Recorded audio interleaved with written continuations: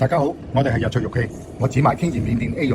今日同大家介紹一個花青，呢個冰種花青，佛手果、佛手瓜，上邊挑咗隻貔貅，側邊做咗個如意，雙面弓，好明顯嘅花青，冰種嘅花青。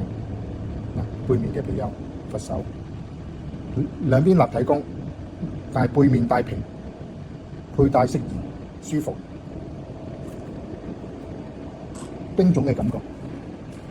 度埋個長度俾大家睇下，長度39，闊度19，厚有9。有興趣嘅可以落嚟門市睇現貨。好，今日嘅視頻去到呢一度，多謝大家收看，我哋係日趣玉器。